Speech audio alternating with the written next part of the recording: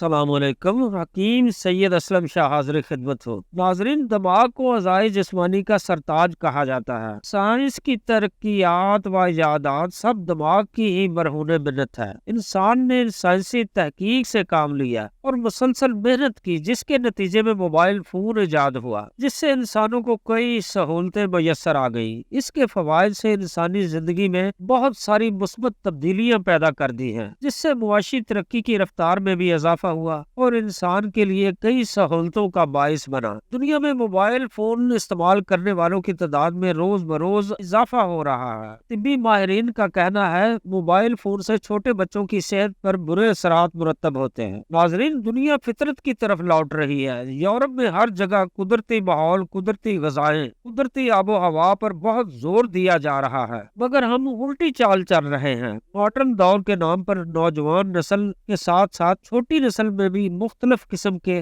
زہر گھول رہے ہیں، جس کا ہمیں ابھی تک خوراک ہی نہیں ہو رہا۔ مثلاً اپنی خوراک کو ہی دیکھ لیں۔ Fast food, shawarma, burger, broiler نے نوجوان نسل کو تباہ و برباد کر دیا ہے۔ ہم اپنے آپ کو ماڈرن ظاہر کرنے کے لیے بے تحاشا فاسٹ فوڈ استعمال کرتے ہیں، اور ماڈرن ظاہر کرنے کی صورت ایک یہ بھی ہے کہ چھوٹے بچوں میں موبائل کا استعمال۔ ناظرین، بچوں کو موبائل دینا کتنا خطرناک ثابت ہو سکتا ہے۔ والدین کی یہ لاپرواہی سے نئی نسل ذہنی صلاحیت سے کتنی متاثر ہو رہی ہے۔ والدین کو سوچنا چاہیے کہ غیر محسوس طریقے سے چھوٹے بچوں کو نقصان ہو رہا ہے۔ ناظرین، میرے ایک بہت ہی قریبی دوست ہیں جو صاحب حیثیت ہیں، اپنے 2 سال کے بیٹے کو موبائل دے دیا، اس پر کارٹون لگا دیے۔ بچہ بہت خوش ہوا۔ بچہ جب بھی ضد کرتا موبائل اس کے ہاتھ میں دے دیتے اور وہ گھنٹوں بھر مصروف رہتا۔ ناظرین، والد کی اپنی مصروفیت، والدہ کی اپنی مجبوریاں، بچوں کو وقت کون دے، بچے کی باتیں کون سنے، اس کی شرارتوں کا جواب کون دے۔ بہرحال جب بچے کی عمر 4 سال ہوئی تو والدہ کو شک ہوا کہ بیٹا کم سنتا ہے۔ جب ڈاکٹر کو چیک کروایا تو پتہ چلا کہ بچے کو واقعی ہی کم سنائی دیتا ہے۔ اب اس بچے کا علاج چل رہا ہے۔ ناظرین، ایسی اور بہت سی مثالیں دیکھنے کو ملتی ہیں۔ اکثر والدین محبت میں چھوٹے بچوں کو موبائل دے دیتے ہیں۔ بچے موبائل دیکھتے دیکھتے سو جاتے ہیں، کیونکہ موبائل کی تیز روشنی